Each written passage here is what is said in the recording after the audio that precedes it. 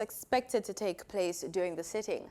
But before we begin, did you know a motion means a proposal by a senator that the Senate thereof or committee do something, order something to be done, or express an opinion concerning some matter? Under public business in this session, members are scheduled to debate private members' motion number 5 regarding enabling access to Gordon House and the future Parliament building for persons with disabilities. Government Senator Robert Morgan said that discussions were taking place at the highest levels of government on retrofitting the existing Parliament building to ensure disabled-friendly access during the 2 to 3 year span before the new Parliament building is constructed. And that's what's on the agenda. It should be noted that elements of the day's agenda can be changed or moved. But before we go, here are a few things you should bear in mind if you plan to attend a session at Gordon House. No visitor shall create any act of disorder within the precincts of the House. No visitor shall be admitted to the House without first obtaining an admission card. Visitors who remain within the precincts of the House during a suspension of the session are asked to keep silent. No photography, videography, or sketching of the proceedings is allowed unless so authorized by the presiding officer, and there should be no smoking inside the parliamentary building. Now over to the proceedings.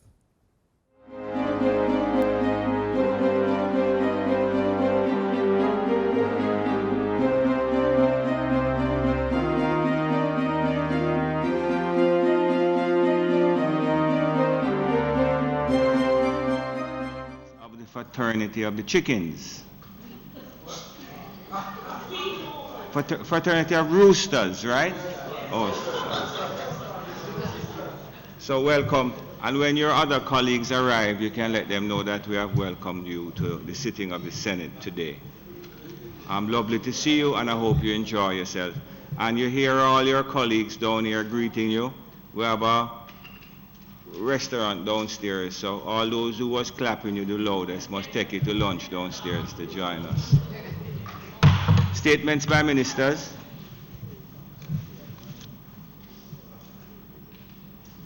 Announcements.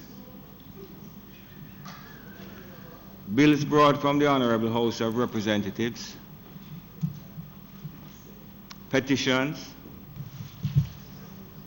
Papers. Reports from committees, notices of motions given orally.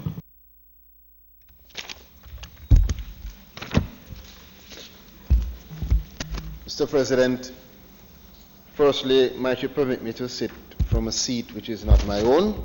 Thank you. Mr. President, I do beg to give notice that at the next meeting of the Senate I will move, be it resolved that this Honourable Senate appoint a special select committee comprising of the following members: Senator the Honourable Kamina Johnson-Smith, Senator Aubin Hill, Senator Donald Webby, the Honourable Senator K.D. Knight, Dr. Senator Andre Horton, to sit jointly with a similar committee appointed by the House of Representatives to consider and report on the bill shortly entitled the Customs Act 2019. Mr. President, I further beg to give notice that at a later stage today, I will move for the suspension of the standing orders to enable me to take this motion. Thank you. Questions and answers to questions. I'm sorry. Senator Brown. I beg to give notice that... you ask permission to sit in a seat other than your own, no doubt. Mr. President, I seek permission to speak from a seat that is not my own. Waiting for the permission. Go ahead, Senator. Okay, thanks. I'm just joking. Mr. President, I beg to give notice that at the next meeting of the Senate, I will move, be it resolved, that the General Consumption Tax Amendment Regulations 2019 under the General Consumption Tax Act, which was laid on the table of the Senate on the 4th day of October 2019, be referred to the Regulations Committee of the Senate for consideration and report. Mr. President, I further beg to give notice that at a later stage today, I will move for the suspension of the standing orders to enable me to take this motion. Thank you, Senator Williams.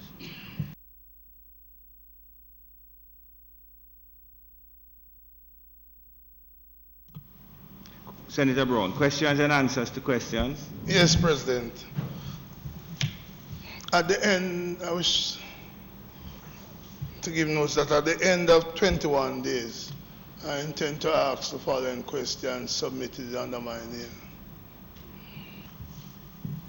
Thank you very much, Senator Brown. We are in receipt of those questions. Motions that may be made of the comments.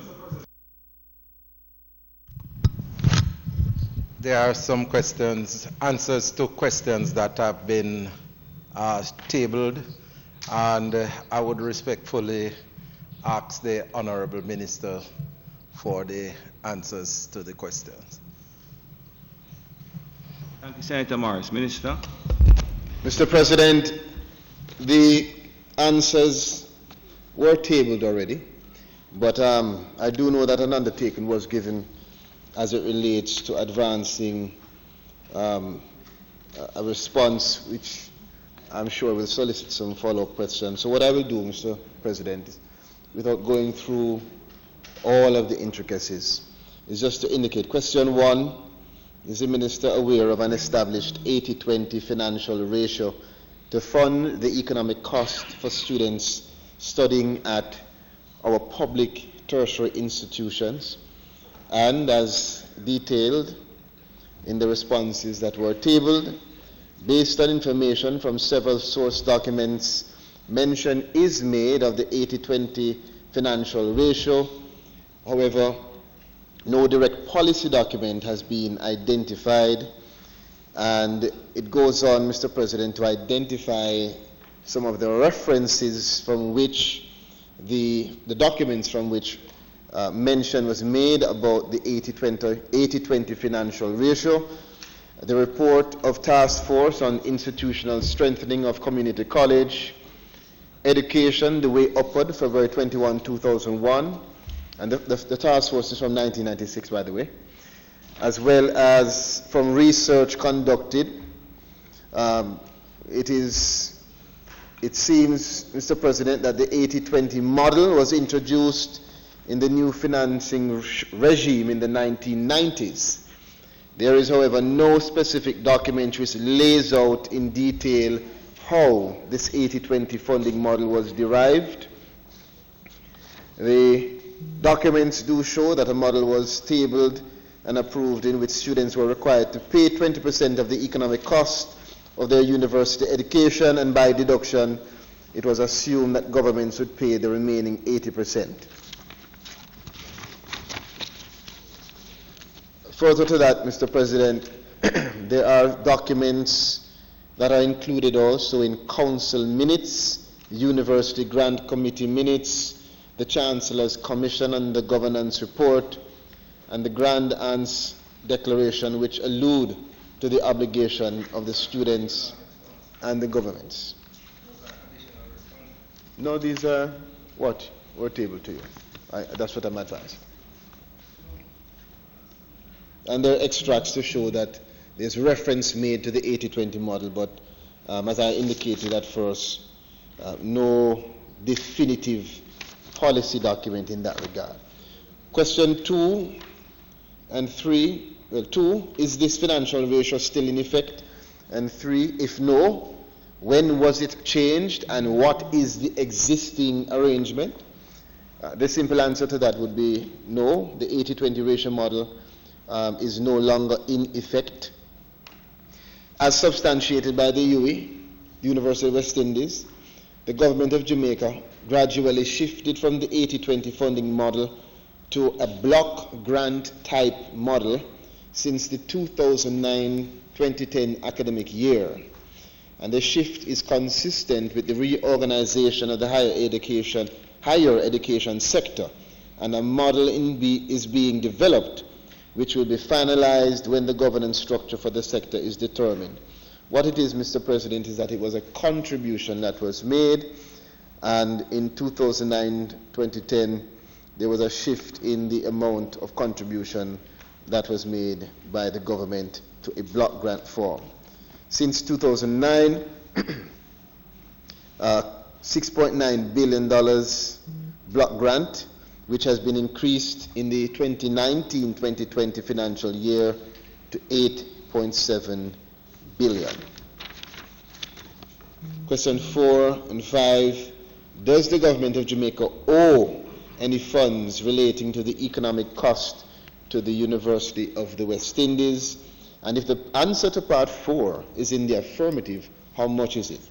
And again, Mr. President, the way the question is worded, no, the government wouldn't owe funds, since the government is not bounded by a continuing obligation, but rather it was a contribution. However, there is a recognized amount and sum which the university has identified, which would have been the amount they would have estimated throughout the period when the shift was made, which they would have hoped to have received under the previous 80-20 ratio. And so that amount is what the UE might have identified as an amount that they would see as a shortfall. But the government itself, since it is a contribution, wouldn't rightfully be owing any amount of funds as it relates to the economic cost. Was I of the view, sorry, Senator Morris, I was of the view that as a result of these answers being tabled, you had posed some supplemental questions. Is that so? But this is not the answers to the supplemental questions.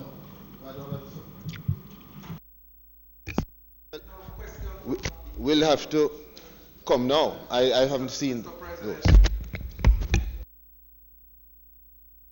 The supplemental questions would not be tabled, because what had happened is that at the time, if you would recall, the Honourable Minister who was scheduled to answer the questions were not present, and Minister Charles was the person acting in her stead. And so, and hence the follow-up question. So the follow-up question. Okay, all right, Mr. President. But I would want to ask the Honourable Minister, with your permission, some follow-up question. Because, Minister, based on the answers that are provided, am I to understand that the government of Jamaica has officially abandoned the 80-20 model in terms of funding the economic cost for students at the tertiary level?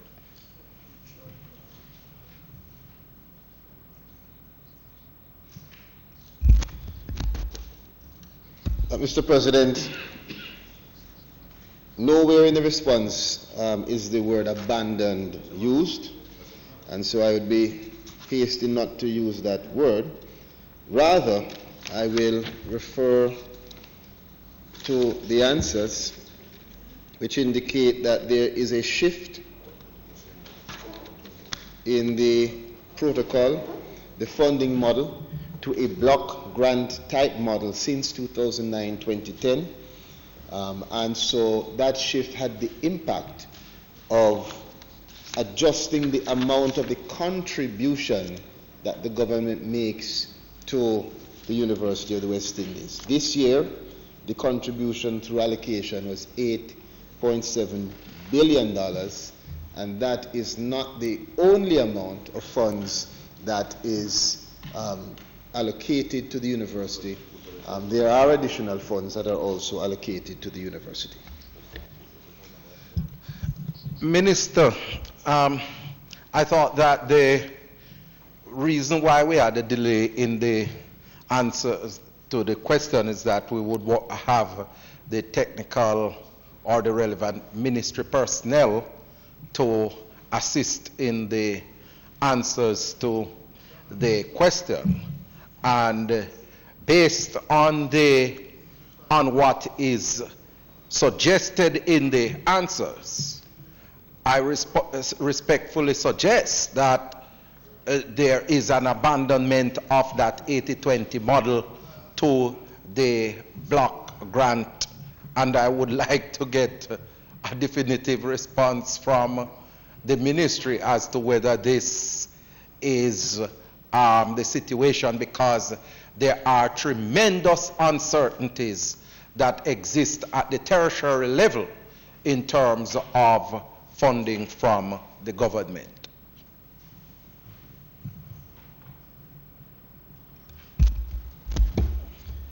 I think I've answered the question. It was asked, it was answered.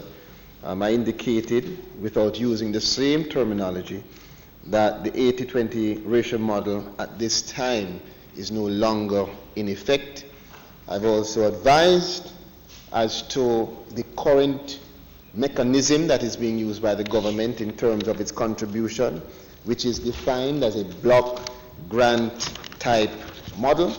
I have further indicated even the specific amount of the allocation, and additionally indicated that that amount is coupled with other areas of support that is given to the university. As to whether it is wanting to be called an abandonment or a shift, tantamount to the University of the West Indies receiving funds in the amount of 8.7, which is not in accordance with the previous model, which was 80-20 financial model. Minister, I would want to find out if the new model, the new approach that is being utilized by the government of Jamaica now, if it has been ratified by the University Council of the West Indies.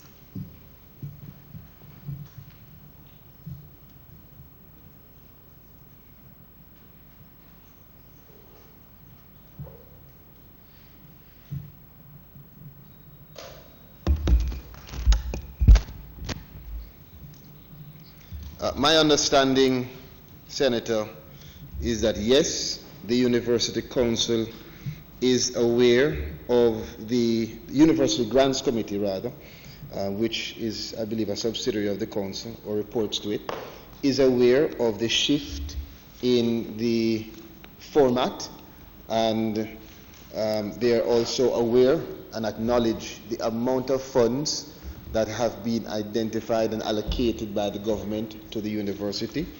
And they have been in constant dialogue with the government as it relates to some of the difficulties they face, which have led to even a reassessment of the additional support which will be given to the university to assist it in that regard.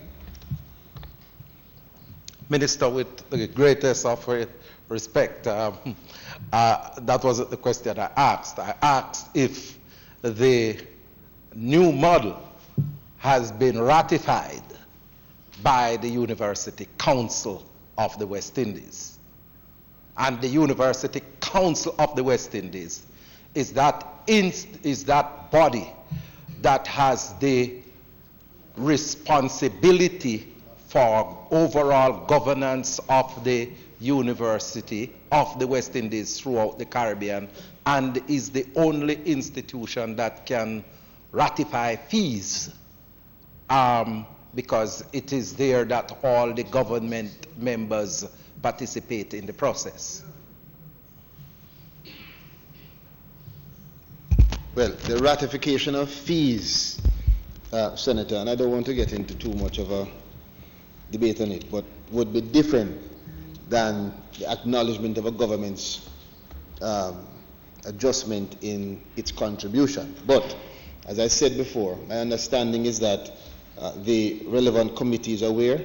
As it relates to a specific ratification by the council, that is something that I would have to advise myself on to determine exactly if that is so.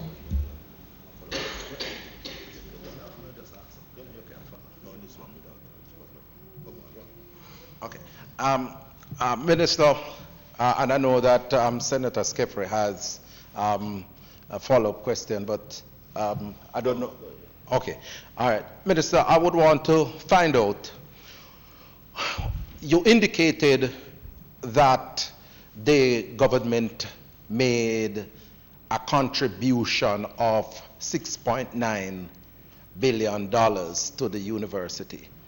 What is the gap between the 80-20 model and the flat fee of $6.9 billion that has been contributed by the university?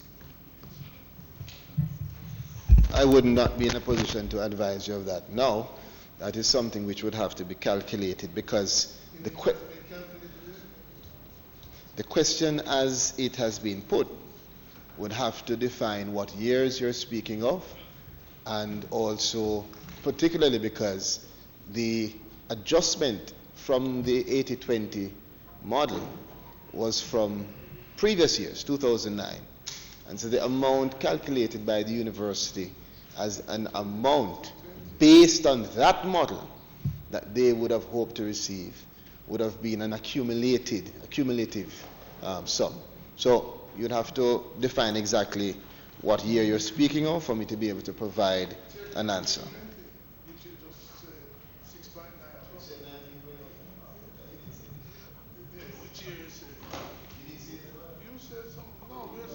It would be 2000. You could check for 2009, for example. But Minister, you have the technical, you have the technical persons here, you know, Minister, and I believe if we invite the technical persons here, they should be equipped with these answers, you know. And I mean, I think that we are just dodging the ball where the questions are concerned, because the technical people should be able to provide that answer.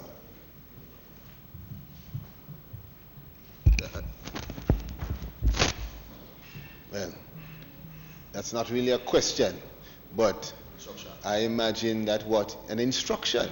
All right.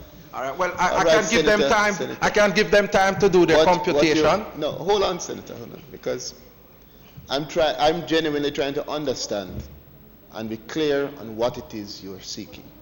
So you have said a while ago that the government provides $6.9 billion. Right. And so I'm asking And that is the flat fee, based on the flat fee model. So what is the gap? What is the deficit?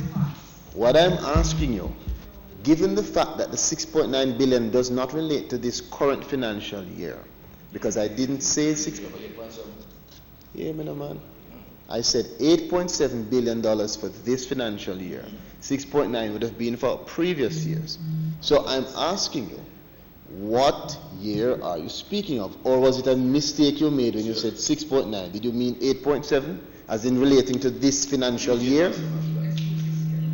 Well, he's Minister, the only one person I'm talking to. Minister, when I use the reference of the 6.9, I was particularly referencing 2009, 2010. But, Minister, it would require also that we get, and I am prepared to give you some time to get the answers for the other years up to 2018, 2019. Senator, Yeah. there is no need to give me time. Okay. You have it. You just need to give me clarity. So since you agree, since you agree that you weren't as clear, and you're telling me that now, let me advise. What I have here, Senator Morris, is the University of the West Indies has calculated the value of the shortfall according to them. This is according to the university, and I did get hold of that. And there is a number of years, 1, 2, 3, 4, 5, 6, 7, 8, 9, 10 years from 2009 up to 2019, which would amount to over 33 million. 33 billion. Billion, sorry, yes. $33,324,885.79. And that's according to the calculation of the University of the West Indies as to the shortfall according to the 80-20 model, which no longer is in accordance with the government of Jamaica's contributions as of 2009. Minister, and so you said, Minister, that you are going to give me the yearly breakdown, because that was... No, but that was what I asked, Minister. So you spoke to clarity, and I am certain that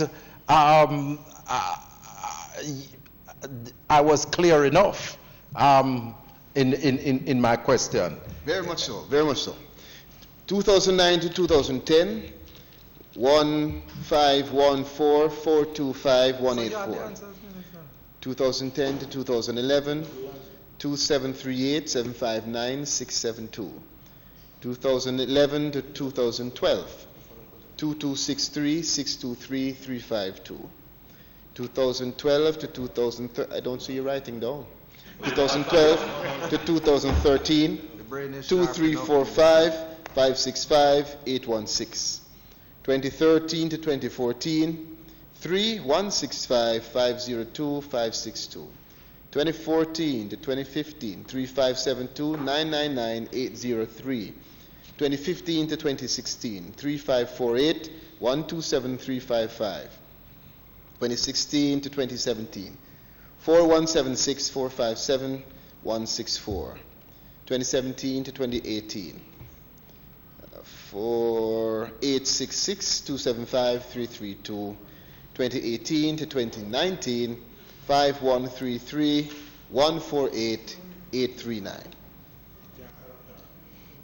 And that would come up to the 33 billion. And I'm certain that you will circulate the figures to members for our edification. Minister, the university fees are predicated on the fact that the government of Jamaica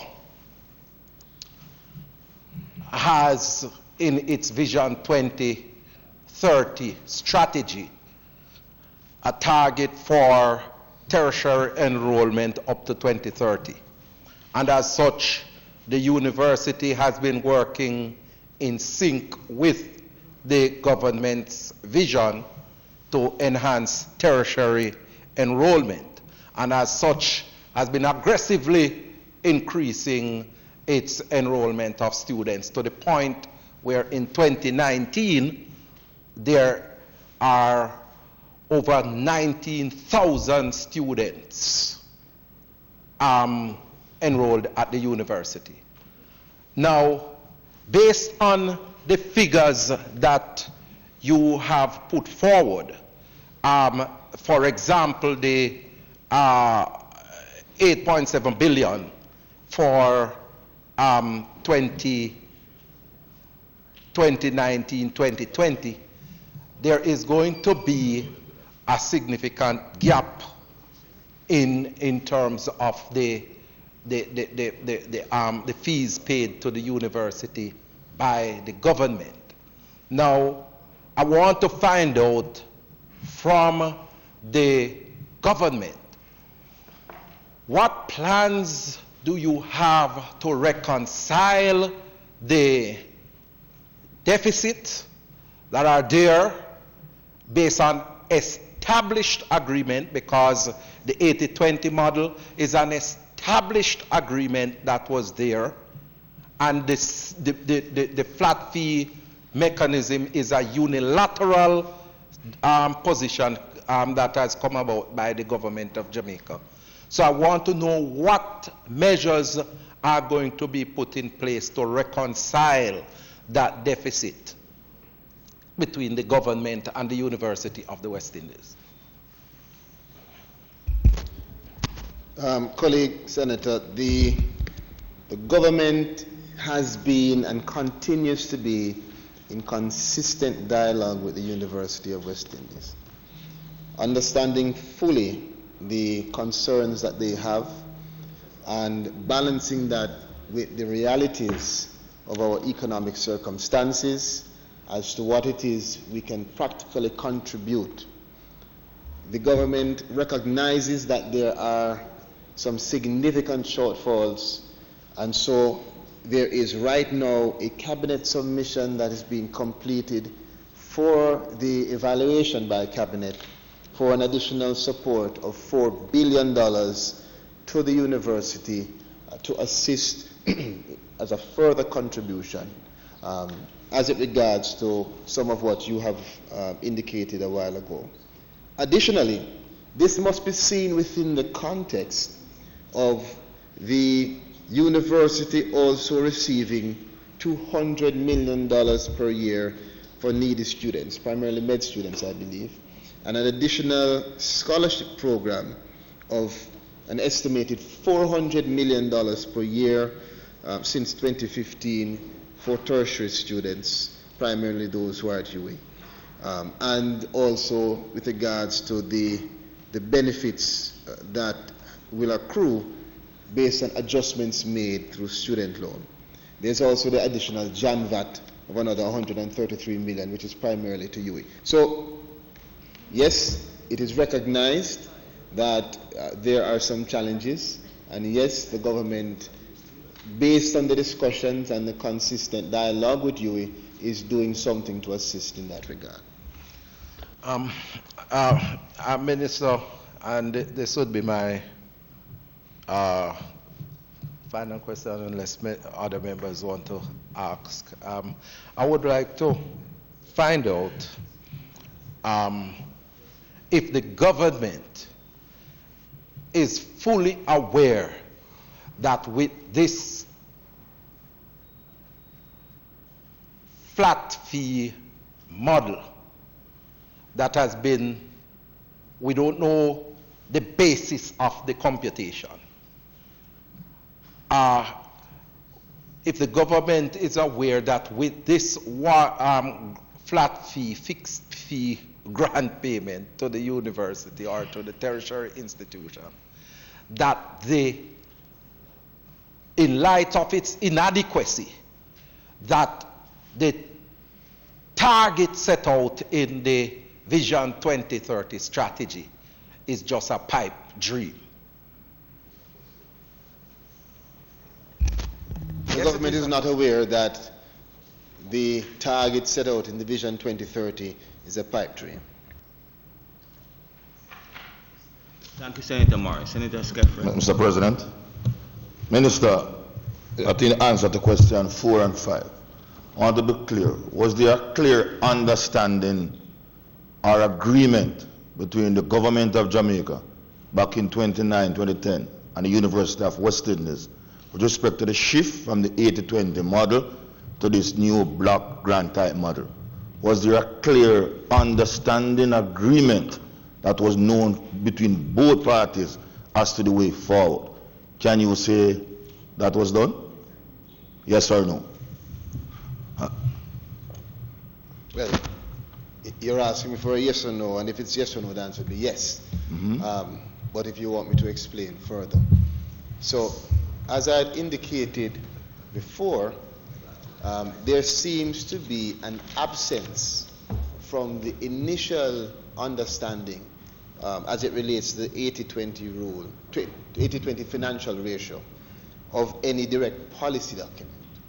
And so it appears to have been the dialogue to the University Council and an understanding of the contribution, that's the word that is used. And I imagine very specifically because it takes into consideration the realities that governments may face from time to time. And so in 2009-2010, there was discussion with the University of West Indies, and there has always been discussion because there are government officials that sit on committees that relate to the University of West Indies. And do you have this agreement in writing? Well, I can't answer that because I didn't say that there's a specific agreement. What I did say a while ago. Technical team here could so guide us. What I did say a while ago is that there. Acting PS is here. I take your advice. No, not advice. But let me, Okay. when I finish, I'll talk to you. What I did say is that there has been consistent dialogue between the university and the government. Now, I have no difficulty, if it is that you're asking, for us to explore whether there is some kind of specific Agreement. written agreement, of which I do not think there would be, but Okay. I crave your indulgence. Let me check. Oh, you okay? Still answer. Yeah, well, let me, what I do have, which perhaps Senator Morris would have been aware of this, is that arising from the University Council meetings and arising from the university, the committee that relates to this, there will be minutes. And so there may not be a specific written agreement, but there certainly might be reference to minutes that would relate to it. Okay, Mr. President, Minister, and that's where I am at a loss. Because if there was an agreement reflected in minutes or signed document, why would the University of the West Indies continue to calculate the loss from an 80-20 ratio, even up to the last financial year, 18-19? Absolutely. I'm sure there are sensible people at the University of West Indies. Absolutely. And there was a clear shift between policies from 2010. Right. Then why after 2010, they still calculate this loss 33.3 billion based on an 80-20 model? Right. So there seems to be a divergence between both parties. And therefore, we are not getting the full story. So we need to know, was there a clear understanding? Or is it that the University of the West Indies officials are on a frolic of their own, calculating the losses that is due to them based on a model that the government of Jamaica clearly did not agree to, or has shifted the model? What is the true story? I want to thank you, Senator Skeffrey, for that question, because further to my reading of it, I must tell you that I had a similar question. What is it that would cause the government to, from 2009 straight through, to have reaffirmed this? And so I did a little research. And I do find that even, and you may be aware, because you would have worked with Reverend Thwaites as Minister of Education, who also reaffirmed this. Well, let me just indicate that it is successive.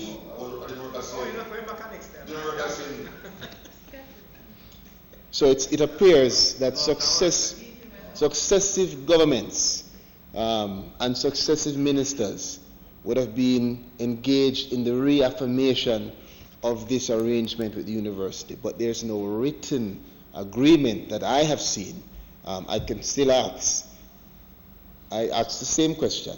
What it seems that there is an understanding that the university still would want and would hope that the contribution could be increased. However, the contribution, as is in its ordinary definition and understanding of the term, is based on what the government can calculate and afford to give at the particular time. There are also minutes. Which I see here from 2014, which, well, I can try and find minutes from 2009. I'm not picking those because that's when you were there. I'll try and find some before, so you don't feel that I'm picking it that way. But there are minutes that refer to it consistently. I asked the same question, but I have not received anything that suggests there's a written agreement, just that there has been consistent dialogue and an understanding.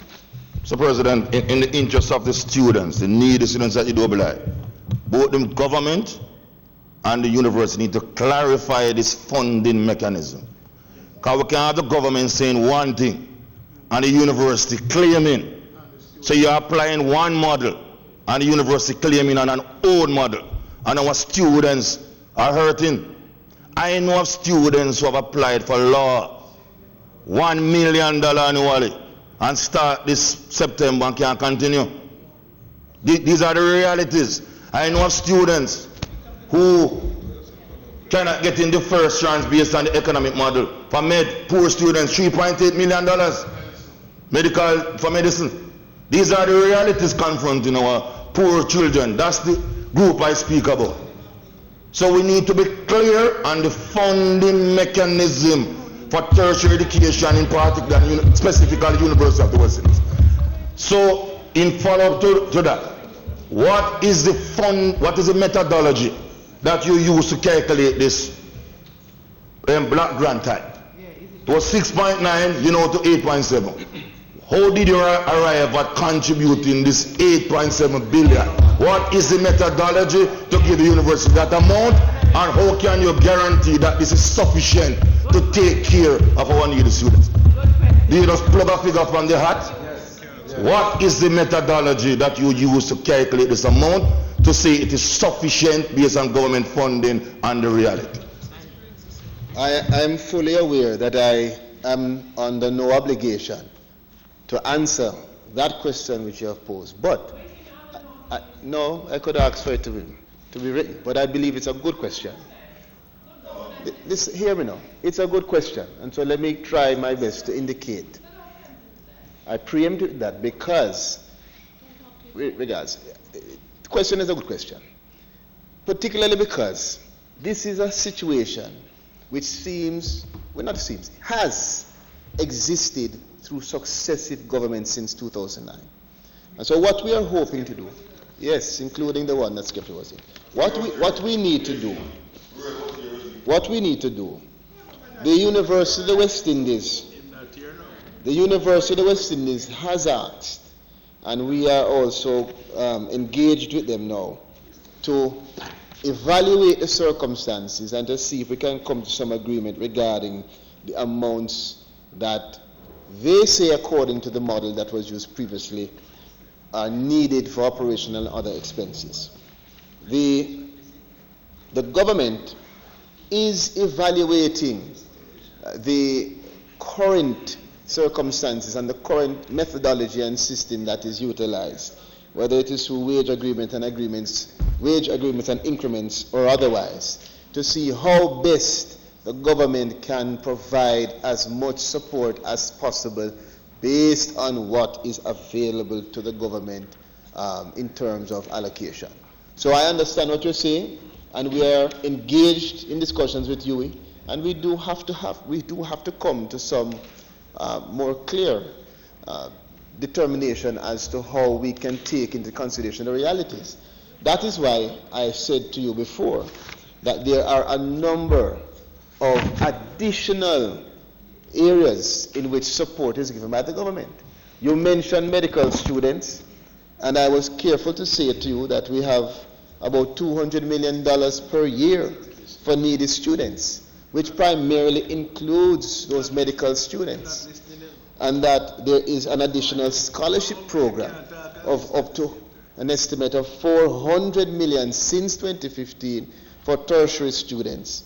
And also that in addition to the 8.7 billion, because of the discussions and because of the reality, as you have indicated a while ago, there is now a submission that is being drafted, completed to submit to Cabinet for an additional $4 billion, which will assist the university in its expenses and operational issues. $4 billion for Cabinet's consideration. Mr. President.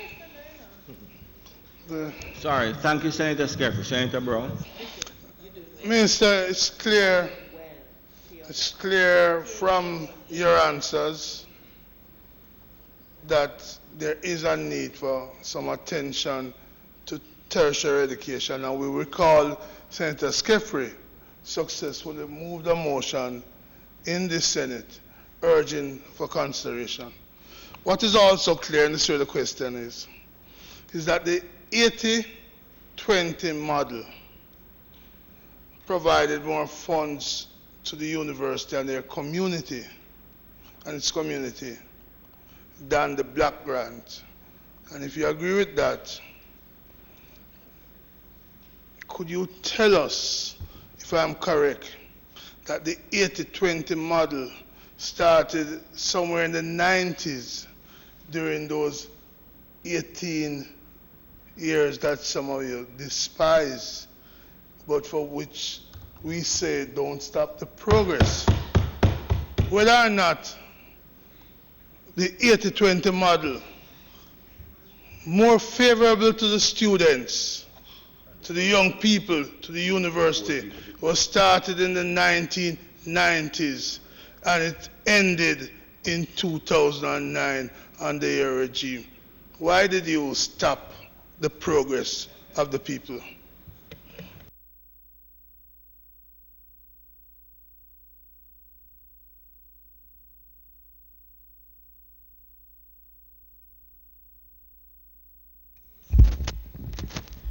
It would take me a long time to indicate that the government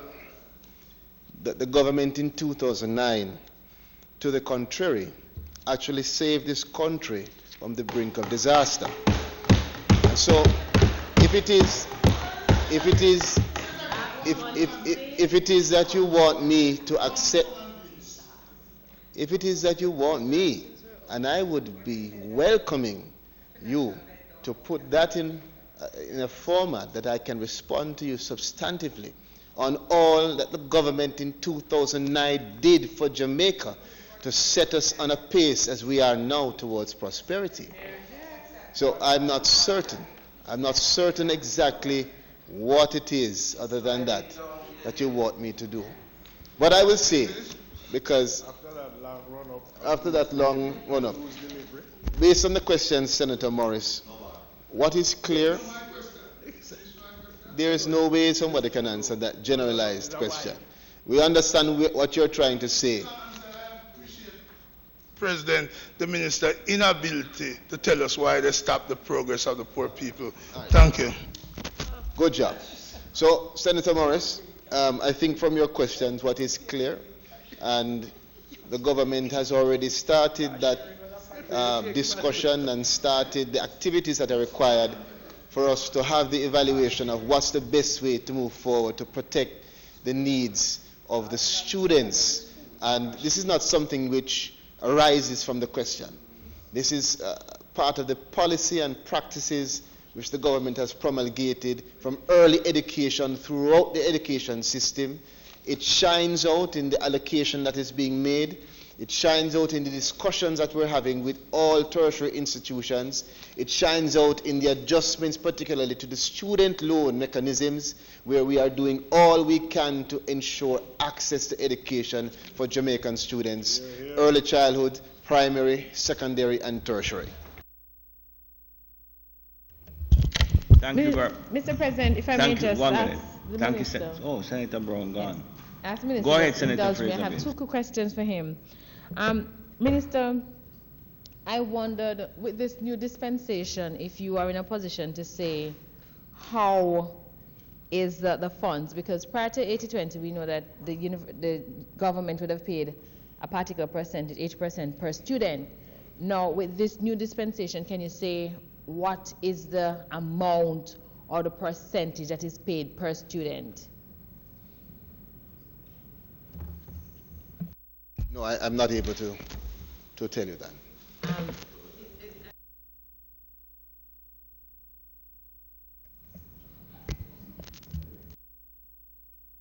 I can give you an estimate, because based on the estimate, I believe it is 60%. 60%? Crave your indulgence. 60%.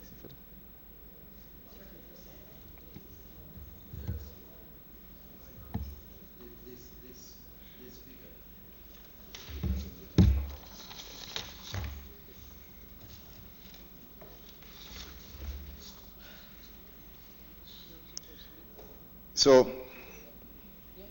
the level of funding is approximately 60% instead of the 80% that would have been arrived at from the previous 80-20 model.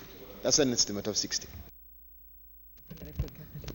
My information, Minister, says that it is 38%. But whether it is 38% or 60%, as you're saying, it is clear that the amount of support that the government is giving is less than what the government gave in the past. I know you mentioned JAMVAT, which I would not bring into this, because JAMVAT is a totally different program. But you mentioned that the government has other activities or has other assistance that it gives to needy students. But I wondered, though, Minister, what would have caused a government such as yours to continue a policy, and I say that because you several times mentioned successive governments, to continue a policy that clearly does not operate to benefit the students of Jamaica, particularly given the mantra that education is key. I just want to understand the philosophical thinking for that continuation of this policy. So to be clear, you're asking me what is the government's philosophical thinking for continuing the arrangement as a in the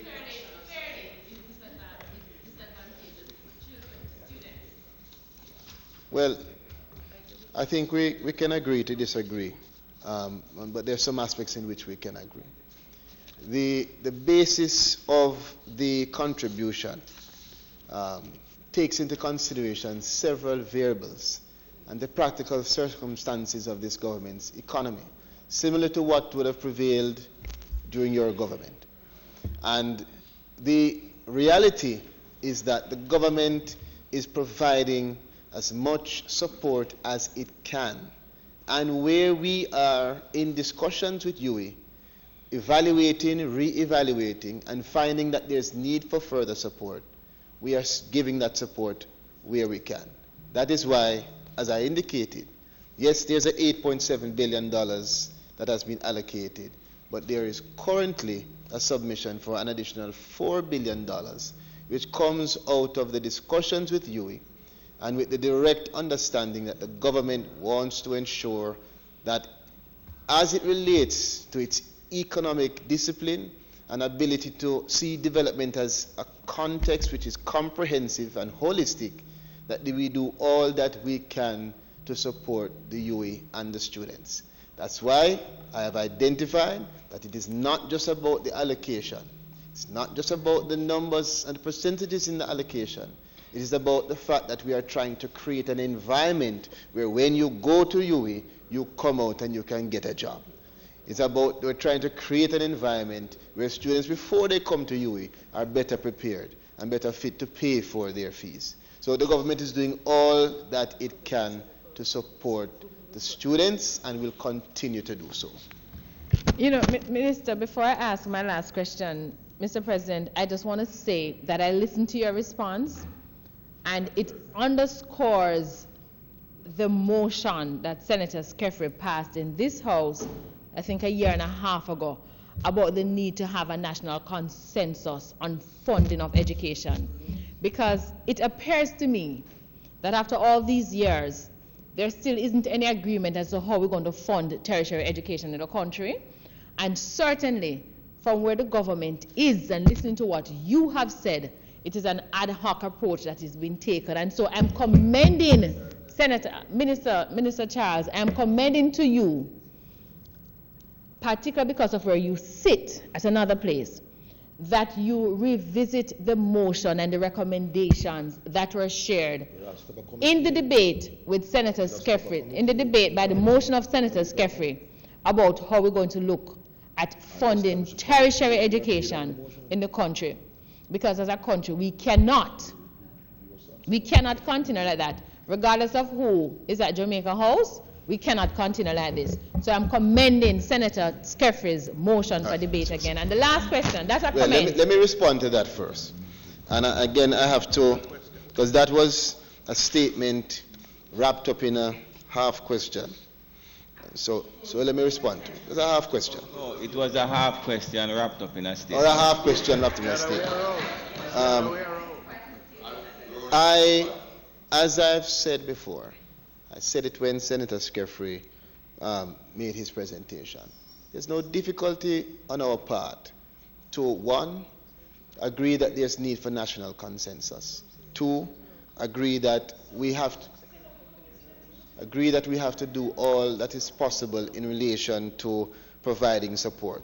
So let me make it very clear. The consultation in that regard has already started. I did say so. And there's a draft document that is actually prepared. There's consultations that took place last year, and there are discussions that will continue to take place. The government is committed to doing this. We have started doing it. We will continue to do it. And if it is that you have any further recommendations to make, you feel free to make those recommendations. I will only say that it is unfortunate and regrettable even, that the move of the motion that enjoyed bipartisan support was not consulted in these consultations you're having. The recommendation is that at least, at minimum, that the move of the motion be consulted. Now, my final question. You have a final question. I do have a final question, Mr. President. And I wondered, Minister, if you could share with us how does this new agreement, this dispensation, compares with our sister countries in the Caribbean in terms of funding of tertiary education? All right, so let me, you made some remarks which I'm going to not allow to sit, but let me respond to them. Reverend Thwaites, who at the time was the opposition spokesperson for education, I think he has been shifted, I believe, and so he was consulted. I believe Madam Foster Allen actually sat on the committee, and I think she sits on the education committee for the People's National Party as well. So just to say, when we make these comments, let's...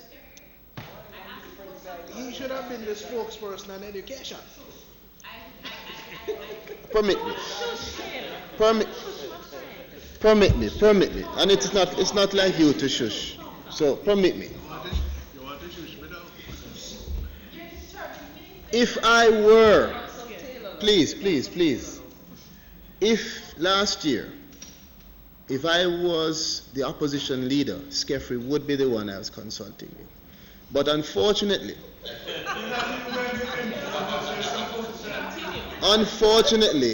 the representative of the opposition was Reverend Thwaites. And so, in accordance with that, we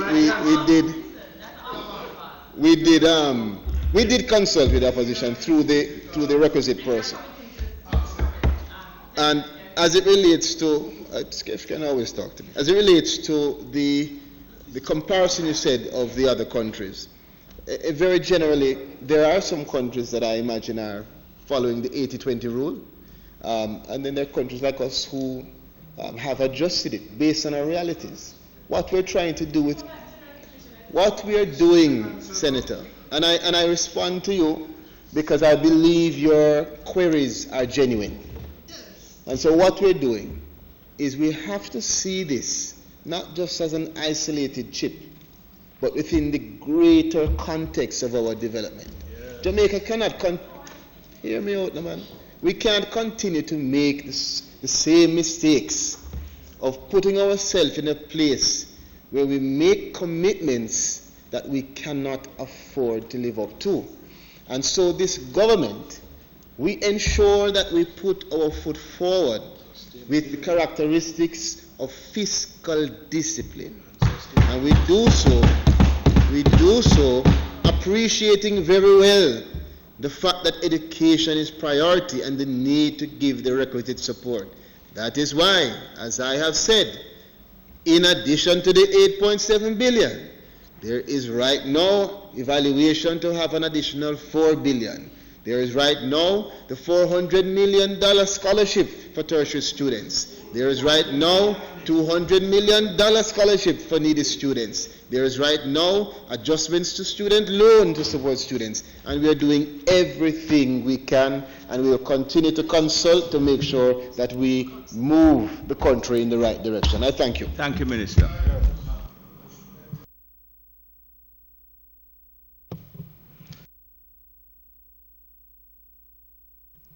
Two things, because you struggled with your response to the genesis of the flat fee fixed rate model that your administration introduced in 2009. And I wish to point out that the model was introduced primarily because that year the government was facing a major financial crisis. No, but I would want it to be a question if you're going to go into this. Yes, Minister. I am helping you. I'm helping you, but I am also have to set the record straight. I have to set the record straight for the Parliament. Right? So the understanding then was that they would make a flat fee payment that year, and then they would revert subsequent. And it has become the norm to this point. And that is why there is this dichotomy between the fees from the calculation from the university versus the government, hence the huge deficit of 33.3 billion. And the question is coming now, no doubt.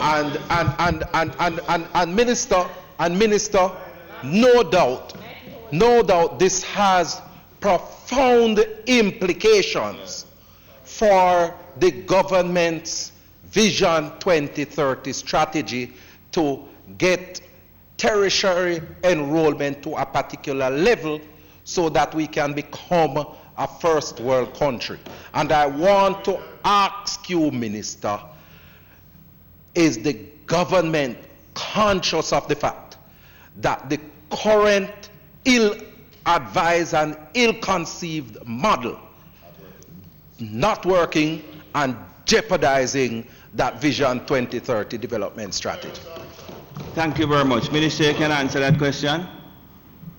I would actually ask it, because again, this is not something which is conceived by this government. But, Senator, I know what you're trying to say. Let me just say it very clearly. Many of the countries that are committed to this 80-20 financial model are in debt. They're in arrears. They're not paying it. The difference is that we have come to a reality, and we are taking a stance to ensure fiscal discipline and to make sure that we do not make the mistakes we made in the past. It means that whatever we are doing fiscally has to be sustainable. It has to be balanced with the reality of our economy, and it has to be with the appropriate support that is given to the students. Thank you very much, Minister. $11 billion to rich people last year and neglecting the poor students. Thank you very much. Motions that may be made at the commencement of public business requiring notice. Motions relating to the sitting of the Senate. Motions for leave to introduce bills. Thank you very much, members of the Ministry of Education, PS. If I might just thank them, just to give thanks to PS and her team for their support today. Motions relating to the sitting of the Senate. Motions for leave to introduce bills. The presentation of bills without the leave of the Senate first obtained. Public Business Minister.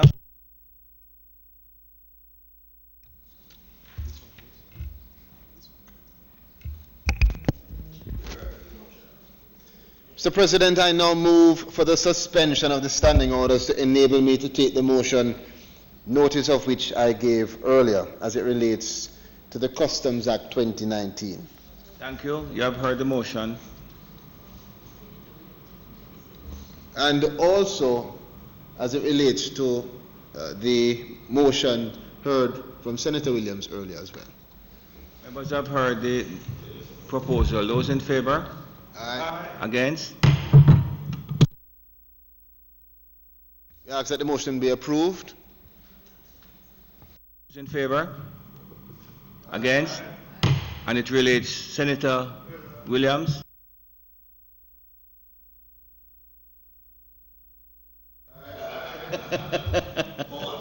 I ask that the motion be approved.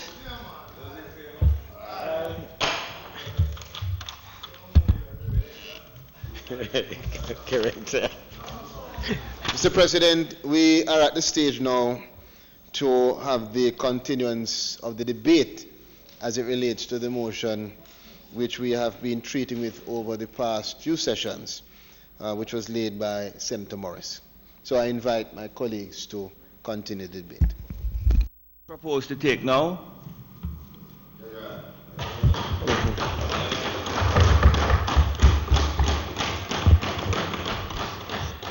By the time you're finishing.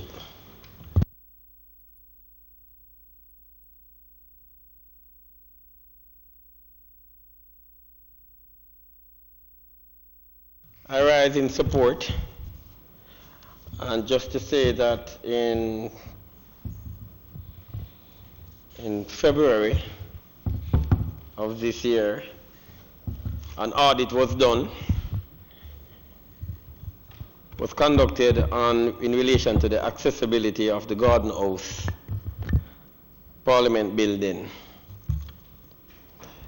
And the focus of the audit was to identify barriers to accessibility and provide recommendations for possible remediation that would improve the level of accessibility at Garden House for staff, guests, and visitors. The audit took into consideration recognized best practices for accessibility and inclusion. And there were several recommendations that I would just like to highlight a few briefly, just itemize it. The audit, the recommendations were divided into stages, and because some works were figured easy and could be done in the short term, so those were placed under stage 1. You had stage 2 and the stage 3. And under stage 1, which it looked at the entrance point to the Garden House building in terms of the construction of a ramp from a section from a particular location to the Garden House. That is something that the municipality, of which I am the chair, is committed to looking at, Senator Morris, and to see if we can undertake that particular work. I mean, looking at it, I don't see it posing any major difficulty for us to undertake at the municipality. There were some other recommendations that relate to height of light switches, general lighting, security issues, persons using mobility device, and how easy was it for those persons to move around. And there was the issue of the latch side.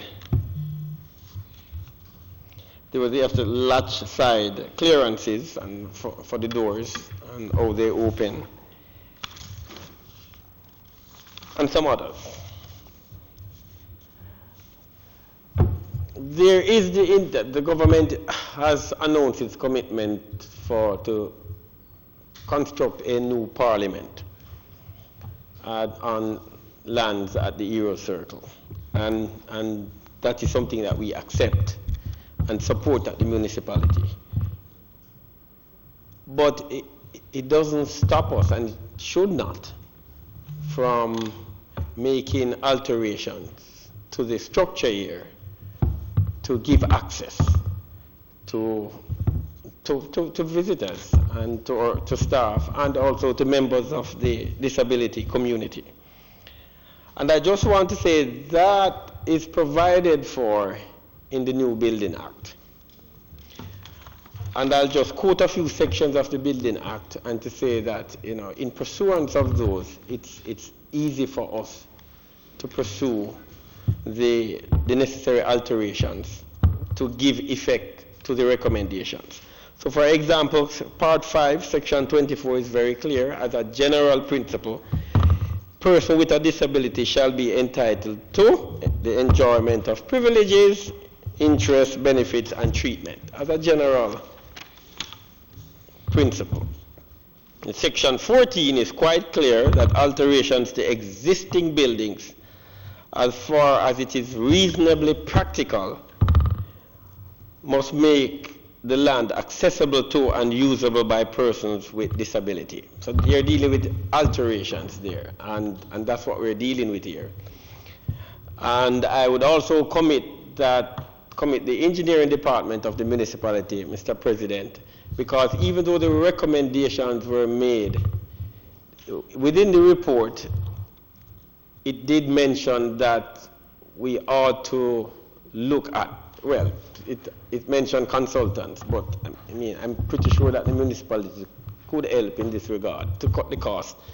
You look at the feasibility of the structural changes necessary to give effect to the recommendations.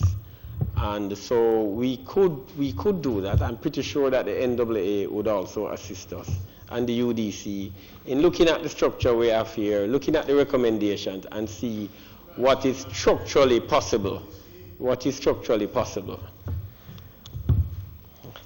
Section 14 also make mention of new premises which are to be readily accessible to and usable by persons with disabilities and built in accordance with the National Building Code. So in terms of new premises, Senator Morris, the municipality has a responsibility to ensure that the accessibility is included in the design, and we ought not to approve any structure without the necessary accessibility to members of the disabled community. So we are very vigilant on that, and what I'm saying, that is provided for within the new Building Act.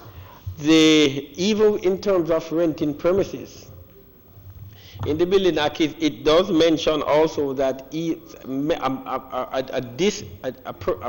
member of the disability community can request of the owner of a premises rented that they make alterations to accommodate so that it's usable by persons with a disability. So the point I'm making is a very simple one. There is no reason why we can't take steps, Senator Morris, to make the necessary alterations here to give access and to make the building accessible. As is in the report, there are stages, there are some of the recommendations that will take more work and the cost will be greater. So those are placed at stage 2 or stage 3. The stage 1 we could move quickly into, and just looking at it and some of the stage 2 recommendations we can always, and the municipality, as chairperson, I'm saying that we are committed to it, and we will do it. Just to also add as I close that the St. James Parish Council is now 100% in terms of accessibility to members of the disability community. They can access all floors. The Kingston and St. Andrew Municipal Corporation, they can access the ground floor. There are some structural issues to give access to other floors, but we have purchased the NWC building and we'll be doing some renovation works there so that the office can move into that structure. That structure will give accessibility to all floors and to every nook and cranny of the building. So as I conclude, just to say that we support the motion, and we also give our commitment to give our commitment to working with you to give effect to some of the recommendations in the short term. Thanks very much. Thank you. Senator, don't take up that yet. I want to ask you a question.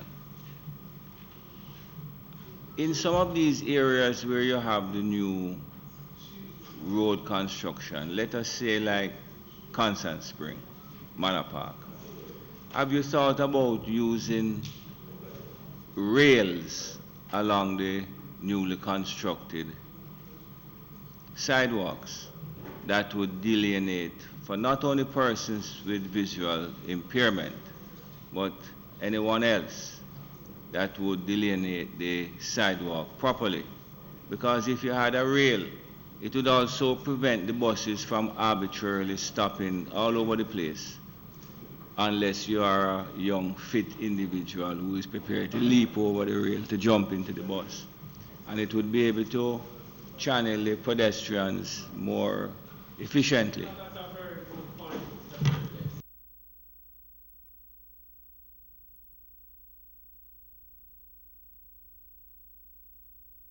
The renovation we did at the Crossroads Clock, we constructed bollards which act in a similar manner to rails, but for the Constant Spring Road, the rails would be more appropriate there. So, and that is something that can be done even now. So if you put the rail there, then the bus is not going to stop arbitrarily to pick up people.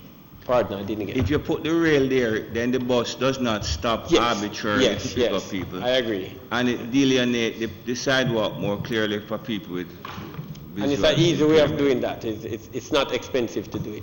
Really? So thanks very much for the point. Thank you.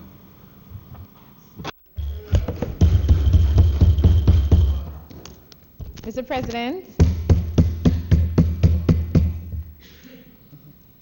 Senator Fraser-Binns. Thank you, Mr. President. I stand to make very brief remarks on this motion presented by my fellow Taylorite brother and my friend, Senator Morris.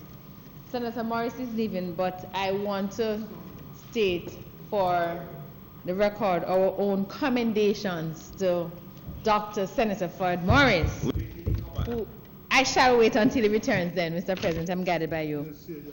And so I will make my brief comments on this bill.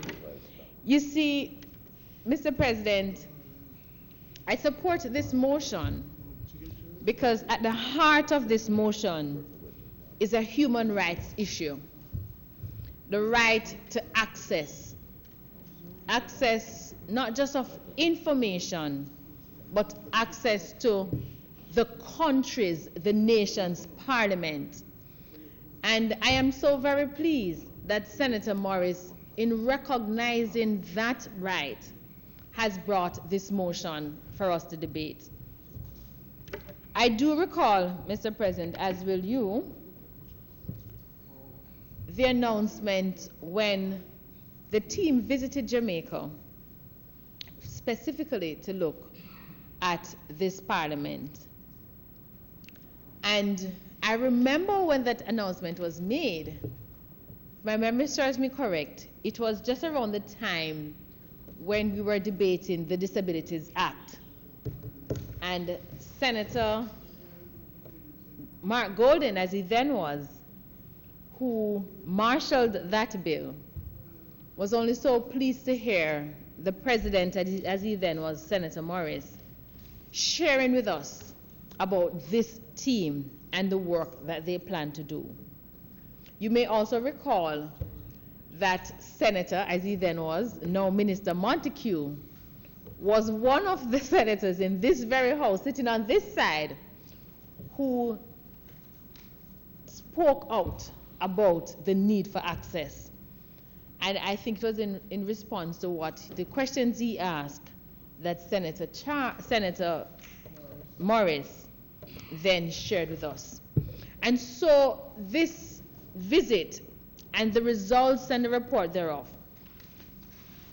represented an acceptance by the Parliament, by the senators certainly then, that more must be done to ensure that all Jamaicans can really access their Parliament.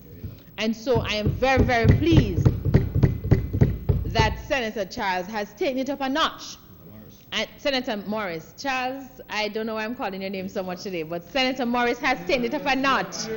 And I'm telling you, has taken it up a notch. And we're here debating it today, and it has my full support.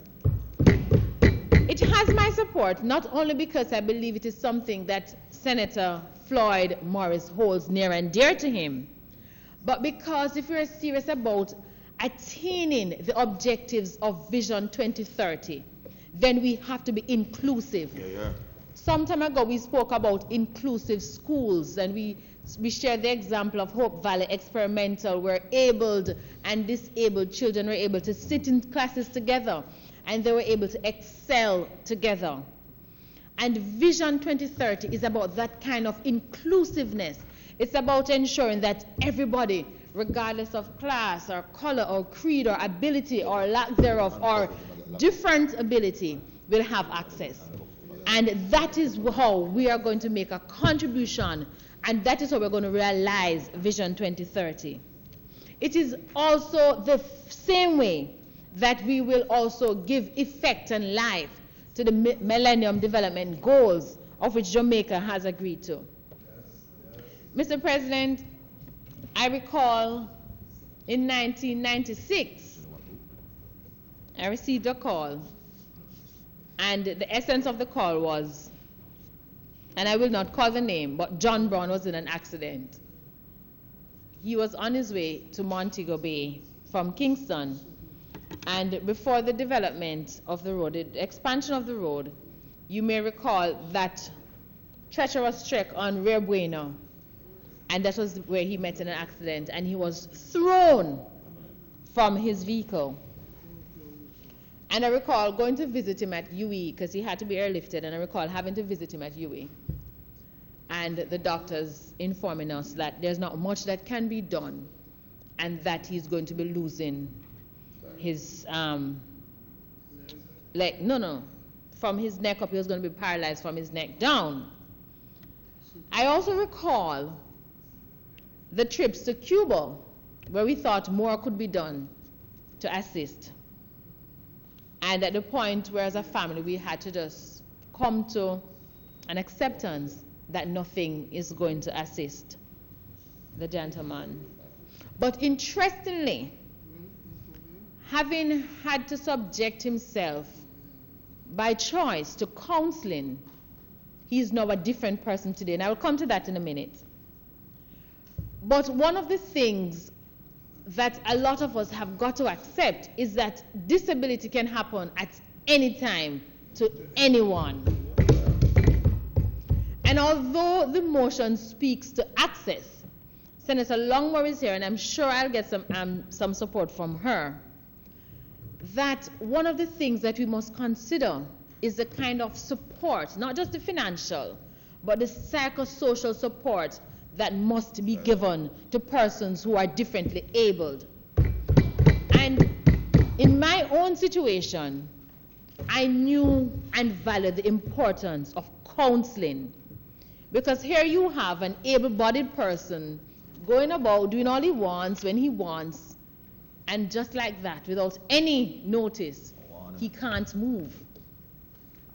He had to go through the counseling because he had to get to a point of acceptance. Senator Longmore, that's what it is, a point of acceptance, and a point of acknowledging that his life does not end because he is now paraplegic. And I think that is something that as a country we have to start paying more attention to. But because of the counseling, he was able to continue as a businessman. In fact, sometimes when you go to some restaurants and you see some of the condiments, it is his company that does them. What he did was he retooled himself. So he started out with a wheelchair, but he also was able to get specialized vehicles for him to travel.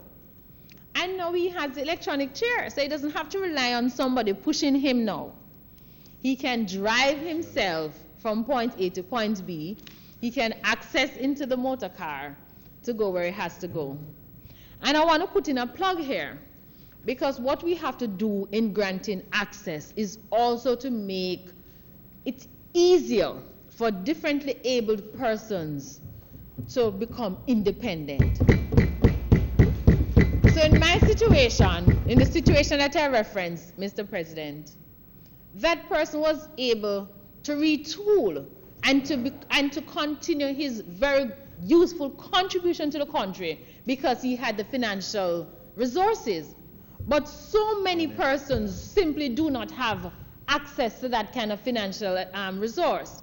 And so one of the things that we must do, Senator Morris, as we contemplate the issue of access, is to also consider how we can make financial assistance easier for persons such as John Brown, who I mentioned, so that when they are faced with these challenges, that they know that assistance is there for them to continue to be useful members of society. And finally, Mr. President, I have to talk about an issue that rubs me the wrong way. And I know it's not unique to me, because I know members in this Senate on both sides have talked about it. But it doesn't hurt to talk about it again, because we have been, especially in recent times, and I know given the range, we're going to be spending more money, I hope, on road infrastructure.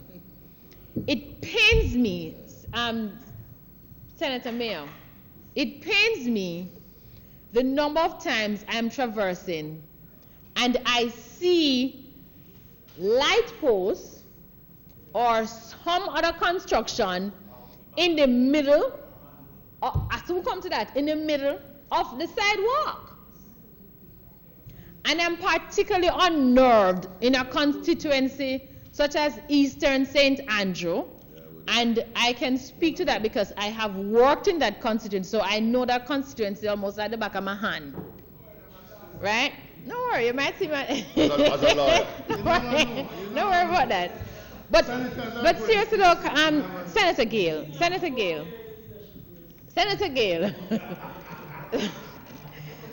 You're buying me a drink. Senator Gale, I'm serious.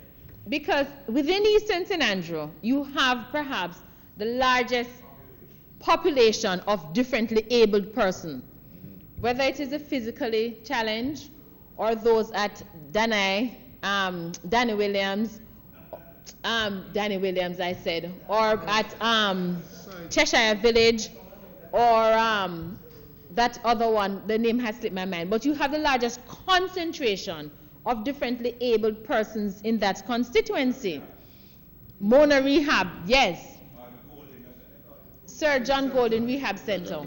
So the point I'm making is, speaking from that factual position, enough is not being done to ensure that our physically and other challenged persons have the smoothest transit, and more must be done.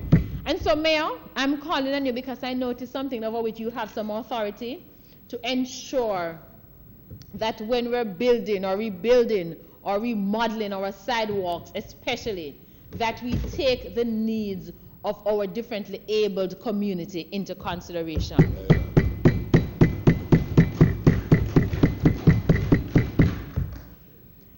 With that being said, Mr. President, I reiterate that I fully and completely support this motion that has been brought here by Senator Floyd Morris. Senator Dr. Morris. And even more so, because he remains such an inspiration to all of us. I mean, I remember being on campus now, the Great Taylor Hall, and oh well. I will not respond. I will say this, that I remember being in Senator Morris's flat. And, yeah, man, that's what not his room, he had a flat. Say this long time in flying large, you know. And Skeffrey too. But seriously, I remember being in his flat. Slimmer. And seeing Floyd iron. I'm like, Floyd, what's going on here? But he was earning, and I mean, he was not putting in a double seam in his pants. He was earning. But what was yes, when he can cook. Wash.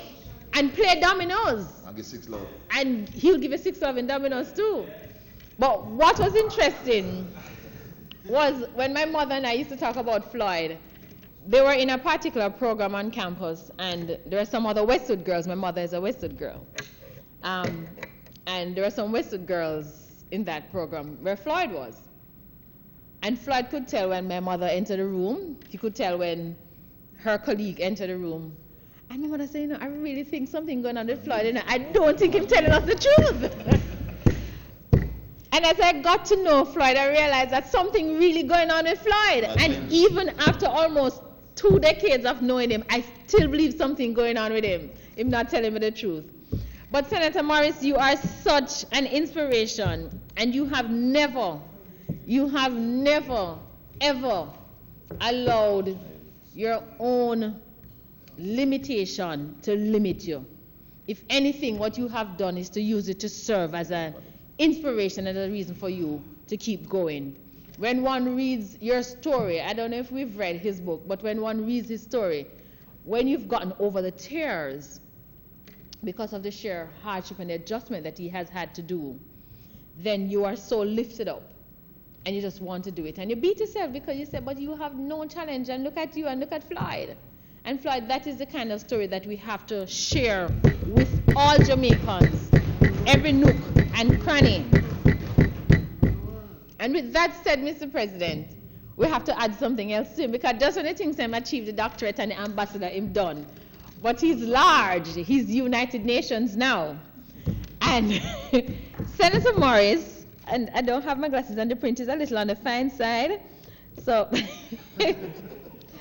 Senator Morris will be representing the disabled community and the country at a United Nations meeting between the 15th and the 17th of October in New York. And the program is organized to look at disability and the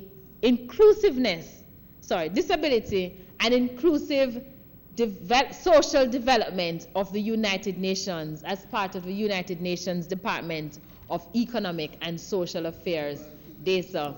And he is being invited because of the work he has done locally, regionally, but also as an expert on disability and inclusiveness.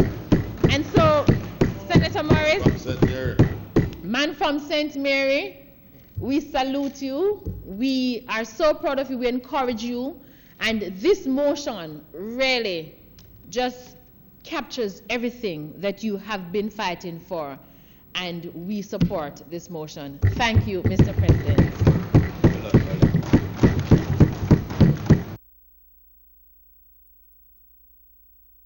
Thank you, Senator Fraser-Binns. It goes without saying that the country and indeed the region could not be better represented at the United Nations by Senator Dr. Floyd Morris. And you take our best wishes for a successful conference to the headquarters of the United Nations.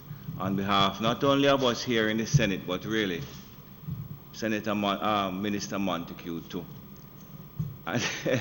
And all the people of Jamaica, our best wishes go with you to the United Nations. Thank you very much, Senator Fraser-Binns, for bringing that to our attention. Minister?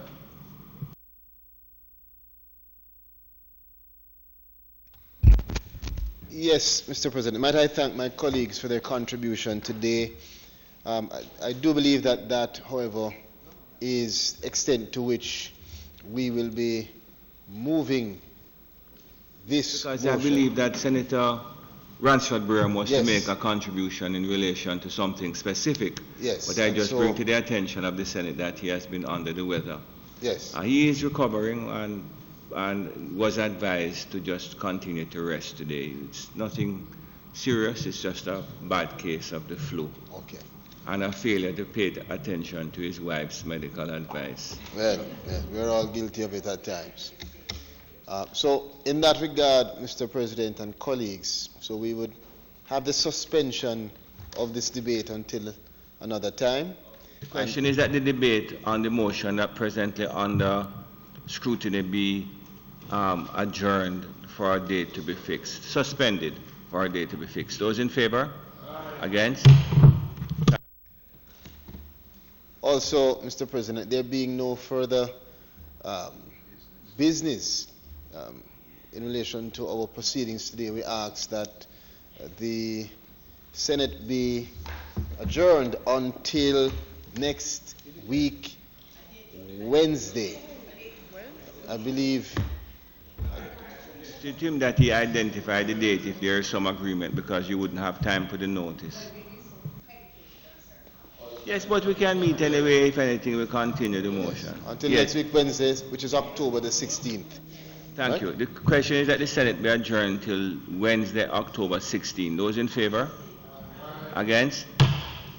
This Honourable Senate now stands adjourned.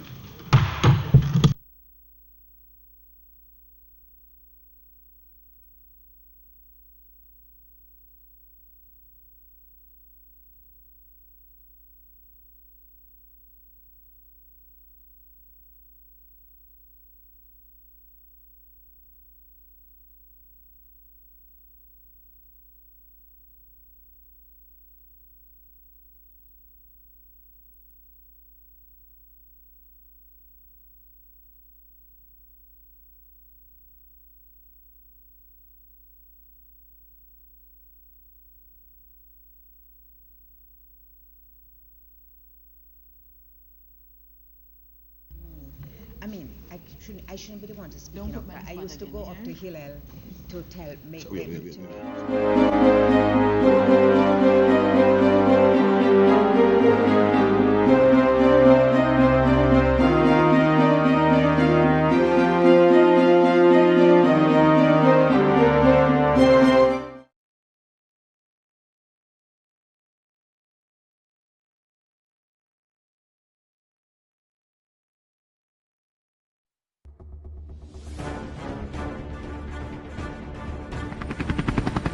I am Jamaican.